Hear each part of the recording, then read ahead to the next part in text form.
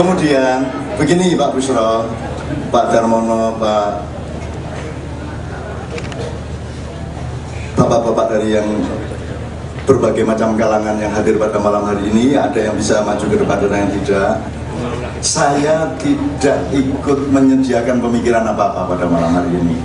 Jadi saya apalagi pakai ngatur-ngatur atau mimpin-mimpin pemikirannya. Jadi saya ini cuma nyediain tempat dan mengundang hadirin yang saya jamin mereka objektif. Saya jamin mereka hatinya tidak punya kepentingan apa-apa kecuali Indonesia. Saya jamin mereka semua mendengarkan dengan ketulusan, dengan kejujuran pikiran dan kelapangan hati, serta tersedia bergalon-galon cinta pada para hadirin yang hadir pada malam hari ini. Karena Indonesia tidak bisa dibikin susah, karena sesusah-susahnya kita tetap masih tertawa-tawa seperti pada malam hari ini. Oke. Saya akan berikan waktu yang pertama sekitar 10-15 menit. Tapi nanti masih ada kesempatan bagi beliau untuk juga bicara lagi, menjawab atau berinteraksi dengan para hadirin. Pertama saya berikan kepada yang saya anggap tuan rumah pada malam hari ini, karena memang yang meminta acara ini adalah sahabat saya, wakil saya waktu di SMA, yaitu Sekretaris Umum IPM Ikatan Pelajar Muhammadiyah Ranting SMA Muhammadiyah 1. Ketuanya saya, karena saya menang pemilu pada waktu itu. Dapat 230, dia paling dapat 170 berapa begitu. Cuman karena saya tidak begitu berminat menjadi ketua, saya bikin perkara dengan guru sampai akhirnya bertengkar, saya dipecat, akhirnya Bushro yang naik jadi ketua KPK gitu kan. Jadi Pak Bushro, sekarang saya berikan kepada Anda.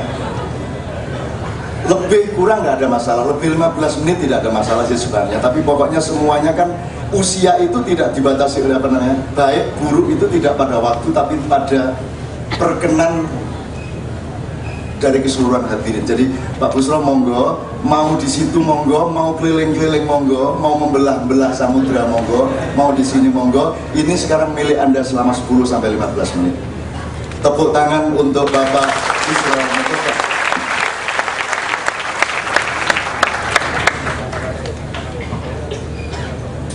Assalamualaikum warahmatullahi wabarakatuh.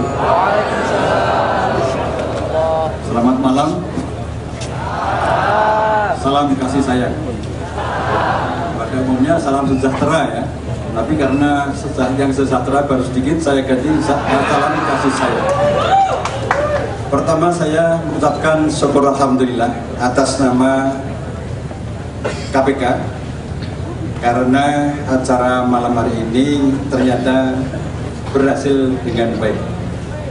Kemudian yang kedua, atas nama KPK, saya mengucapkan terima kasih kepada Pak Kabar Eskrim, Bapak Komjen Polisi atau Letnan Jenderal Polisi Pak Sutarman.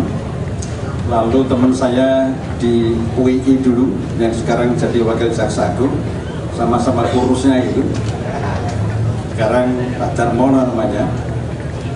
Kami bertiga ini punya agenda yang sama, yaitu bagaimana lebih menyatukan niat agenda-agenda mengenai pemerkuatan negara hukum sesuai dengan bidang masing-masing.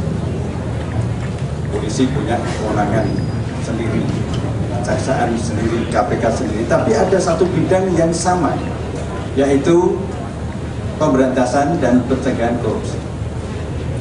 Nah, korupsi ini kanker yang ganas betul, dari rambut sampai kuku itu disasar dulu. Dari APBN sampai APBD disasar juga. Penerimaan non pajak juga dijarah. Pokoknya kalau dalam istilah yang serem, koruptor itu genderuwo yang paling medeni. Nah, supaya upaya untuk melakukan pencegahan ini tidak hanya dilakukan kami bertiga, dan itu tidak mungkin, kami mengajak para budayawan dan kalangan kampus serta LSM, ini LSM semuanya. Oleh karena itu, atas nama KPK mengucapkan terima kasih pada sahabat saya dan sekaligus musuh saya. Waktu di MUI itu ada seorang wanita yang sesungguhnya diam-diam diam-diam fall in love dengan saya. Walaupun suaranya kalah, tapi akhirnya yang tampil saya. Tahu-tahu Kiai Beling dari Jombang ini, belingnya memang sejak SMA itu. Minggu pertama itu sudah kelihatan. Nah, wanita yang agak ngesir dengan saya ini, di Gerpol itu, akhirnya jatuh di bawah kekuasaan dia. Nah, sejak saat itu saya kapok didekati cewek-cewek juga. Sampai ya akhirnya kemudian beberapa tahun kemudian dapat perempuan yang benar-benar itu. Nah, ini Cak Nun ini memfasilitasi kami dengan acara ini dan di backup oleh Romo Sintu. Ini rohaniawan yang bertempat tinggal di wilayah Kota Baru, di Katek-Ketik, budayawan juga yang akrab dengan komunitas umat Islam, Buddha ya, dan lain-lain. Ini penting juga karena ini problem penegakan hukum bukan hanya problem umat Islam saja, tapi semuanya. Lalu ini yang sedang ngetemil kacang godok, padahal tadi sudah makan soto juga mangkok, neng yoise ngetemil terus. Ini Muhammad Sobari melihat potongannya dari Bandul. Bandul ya Pak Sobari? Van der Bandul katanya. Lalu Profesor Pratikno, ini Dekan Fakultas Isipol Universitas Gedung Mantenan, Universitas Gajah Mada. Universitas Gajah Mada.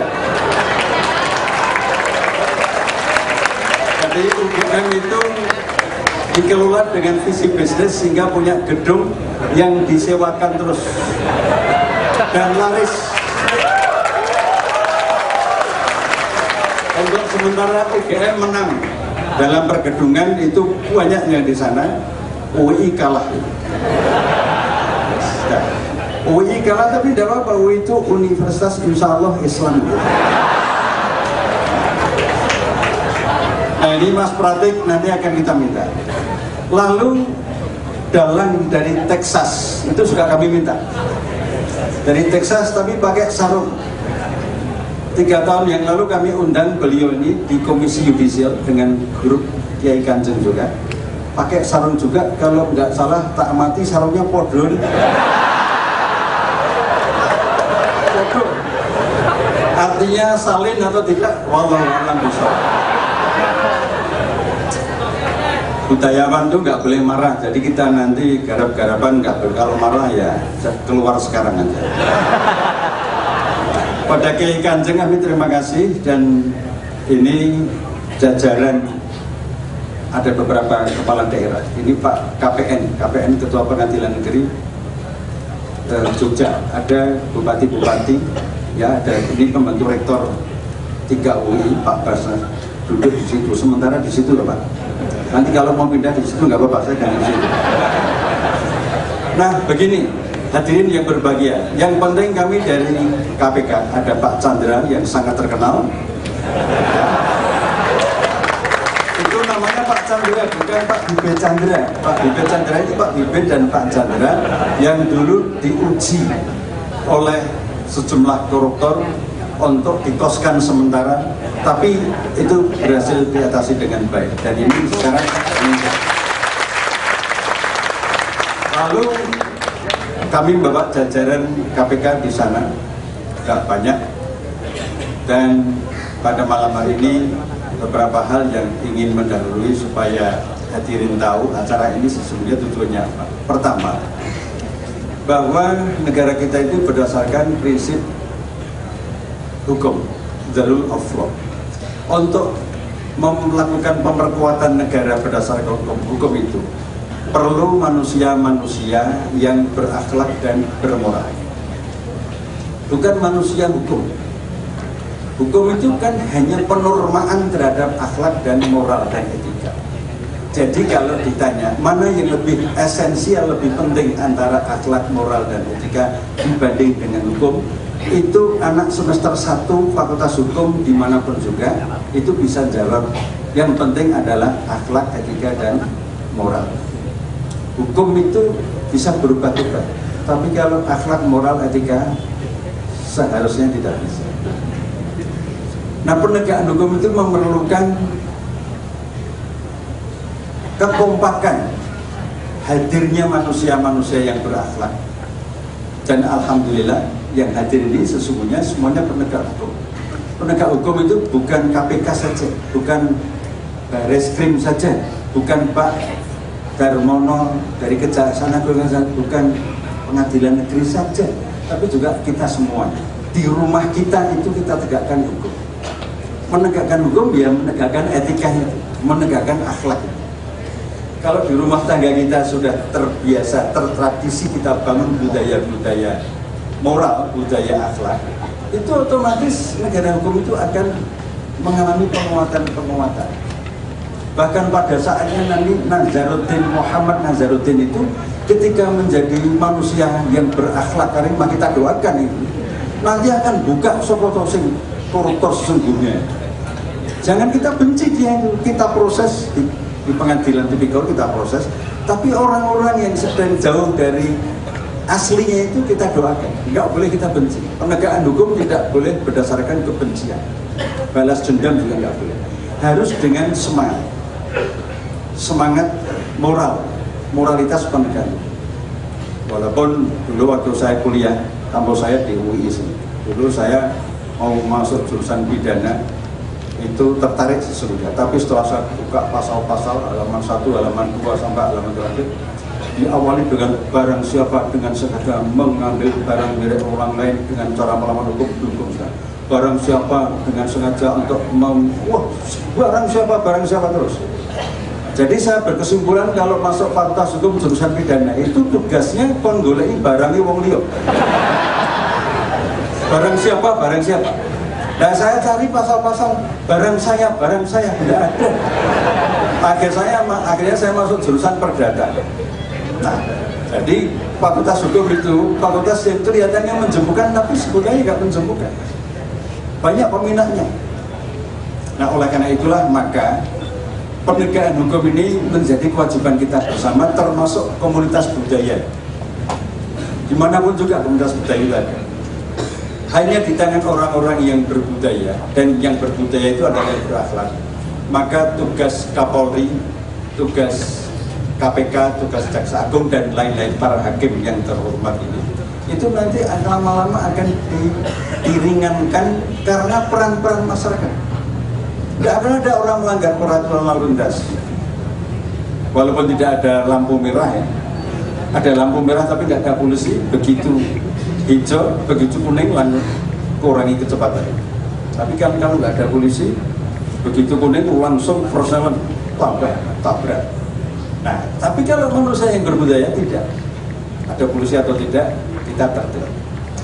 Nah, oleh karena itulah maka program bersama kami bertiga ini nanti insya Allah ini akan kami tindak lanjuti. Tadi kami bisik-bisik dengan Pak Sutarman dan Pak Darmono, acara dengan Kiai Kanjeng ini nanti bisa di Surabaya, bisa di berbagai tempat.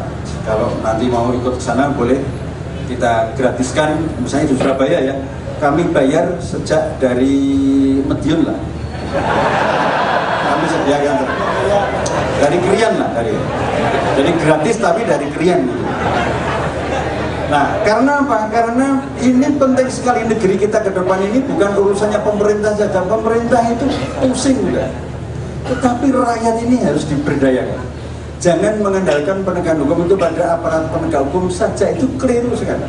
Oleh karena itu, mari kita niat saya menggarisbawahi Al-Mukarram Syekh Muhammad Ainun Najim alaihi wassalam yang tadi menjadi orator yang menarik sekali, dan itu kita doakan manusia jenis ini ya jangan cepat meninggal. Walaupun dulu di SMA-nya ya terpaksa dilulus-luluskan itu, tetapi melihat potongannya sehat itu ya bisa apa-apa, nyanyi bisa, buat macam-macam bisa, sampai ngerebut pacarnya orang lain.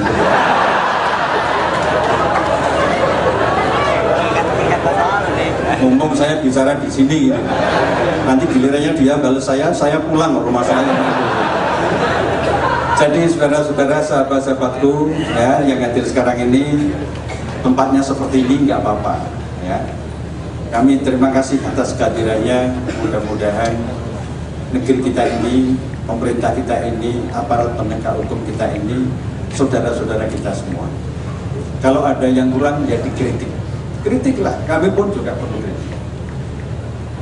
Macam-macam bisa kritik lewat apapun juga. Tentu kami dengar. Ada kekurangan di jajaran kami juga ada pastilah. Tapi itu bagian dari kesempurnaan manusia. Nah, kekurangan-kekurangan inilah yang harus diambil peran oleh masyarakat supaya kita bisa saling komplementer. Yang terakhir, kalau tadi Cak Non dalil, saya juga bilang dalil. Ada orang bertanya kepada Nabi, wahai Nabi, siapakah orang yang paling baik itu? Kata Nabi, orang yang paling baik itu ialah yang paling banyak membawa manfaat. Bahasa hadisnya khairunas anfa'uhum linnas. Terus siapakah orang yang akan diberi rahmat dari langit itu? Dijawab, yaitu orang-orang yang saling menebar kasih sayang kepada yang ada di bumi. Kasih sayang dalam penegakan hukum, tidak diskriminatif, tidak membolak-balik fakta. Kalau jadi pengacara ya pengacara yang jujur. Jangan ada tersangka sudah mengakui dakwaannya, mengakui perbuatannya, kemudian datang pengacara lalu berubah BAP-nya. Jangan seperti itu. Jadi polisi, jadi KPK juga jujur. Itu menebar kasih sayang. Nah, kalau orang seperti ini, maka dia akan dikasih yang ada di langit. Bahasa hadisnya, irhamu man fil ardi yarhamkum man fis sama. Dua potong hadis yang saya sampaikan ini sebagai penutup, karena saya ingat, karena ini yang mengajarkan juga teman saya MH Ainul Najib. Kita ekonomi yang guru gitu, jadi jangan disepelekan, ini manusia wajib yang harus dijaga. Kalau bisa di-cloning, kita cloning, kecuali satu hal, dalam hal merokok. Kalau merokok, bagi orang yang belum merokok memang tidak perlu ditiru, tapi bagi yang sudah merokok ya jangan mandek. Pada teman saya di kantor itu merokok mandek setengah bulan yang lalu, kemudian malah ada tumor.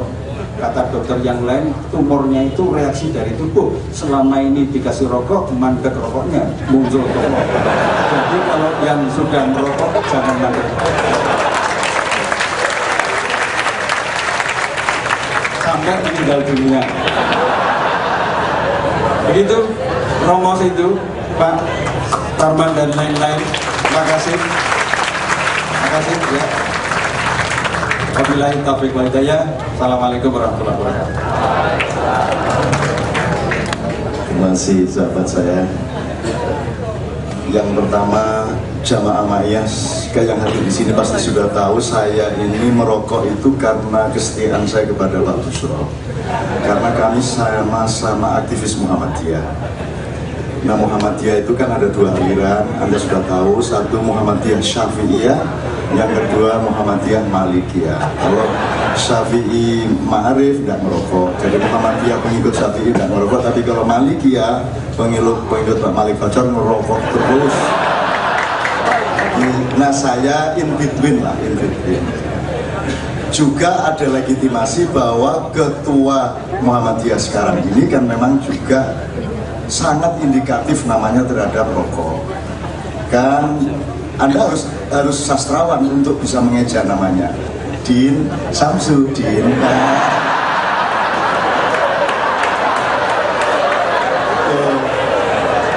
Terus Din Samsudin jawab, enggak, saya gudang garam kok. Oke.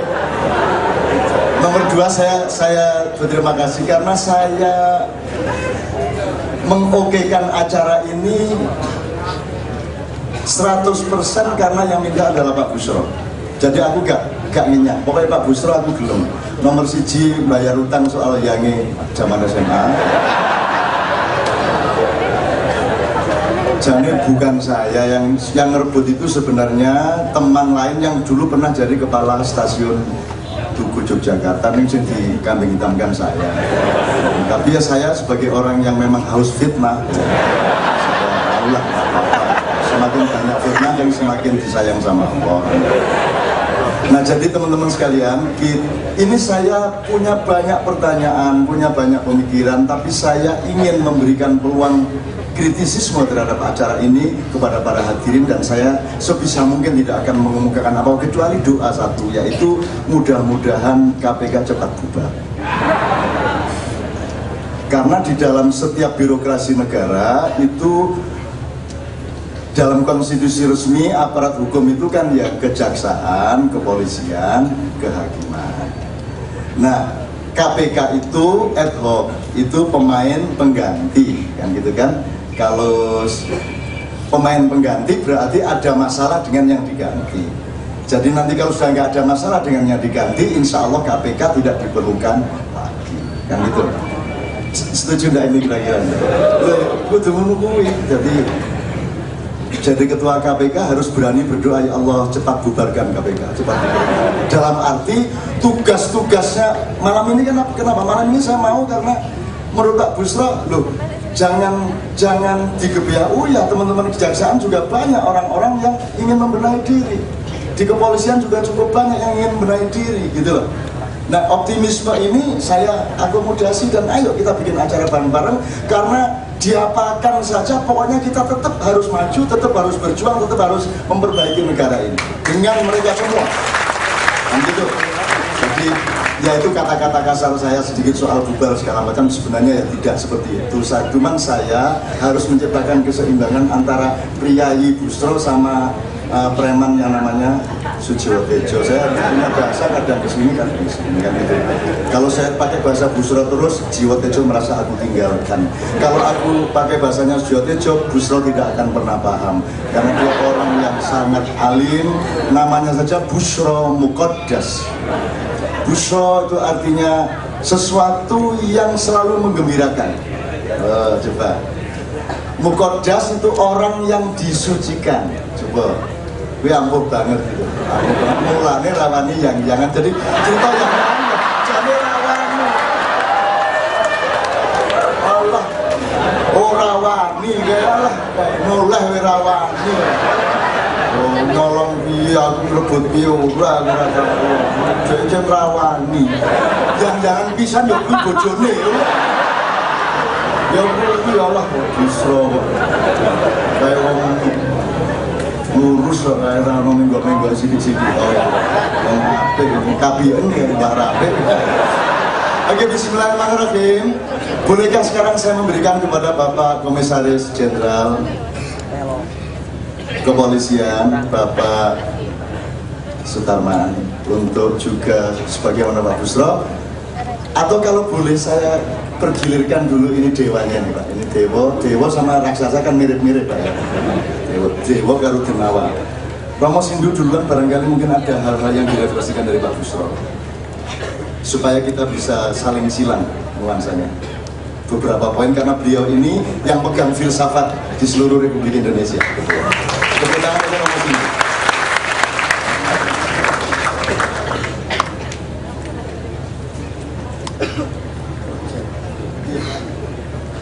Terima kasih Cak Nun, dan terima kasih Pak Busro. Tentu saja menarik himbauan Pak Busro pada kita semua bahwa pembangunan akhlak ini lebih penting atau merupakan dasar bagi negara hukum yang kita ingin bangun. Masalahnya sekarang kalau kita to the point pada persoalan, dengan maraknya korupsi yang kata Pak Busro seperti genderuwo kanker dari rambut kepala sampai ujung kaki menggerogoti kita, ini sungguh-sungguh peristiwa yang saya sebutkan sebagai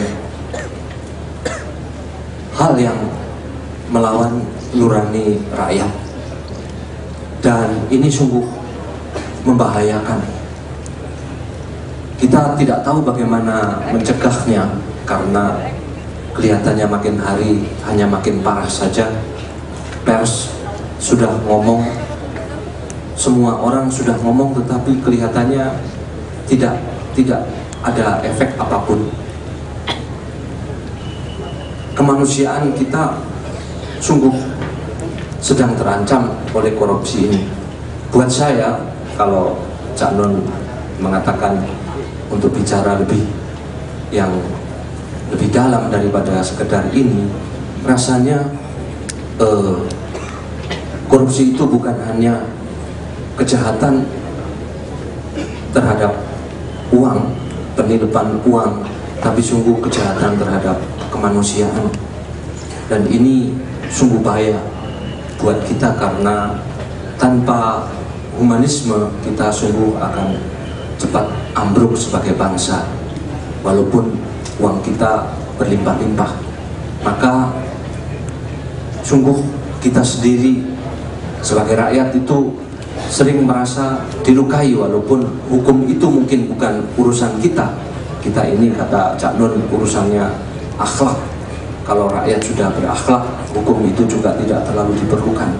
Tetapi yang tidak kami mengerti bagaimana di dalam situasi yang sekarang ini, katakan begitu mudah atau begitu ringan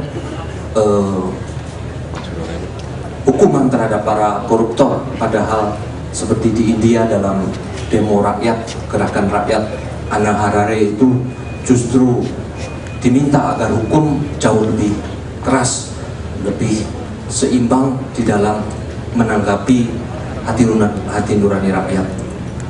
Saya harap bahwa dalam kesempatan ini kita juga mempunyai input bagaimana hukum, walaupun itu tidak terlalu kita acuhkan, sungguh-sungguh menanggapi perasaan rakyat yang selalu dilukai di dalam kasus korupsi. Terima kasih. Terima kasih Romo. Saya akan menghormati Romo ini. Ini sahabat saya sejak dulu. Romo ning janjane nek potongane ya kurang Romo lah. Ini lebih cocok intelektual, lebih cocok ya anu lah, ya intelektual, filosof, nah nek aura Romo ini kurang gitu. Romo ini piye ngono ya. Pak Buswan malah cocok dadi Romo.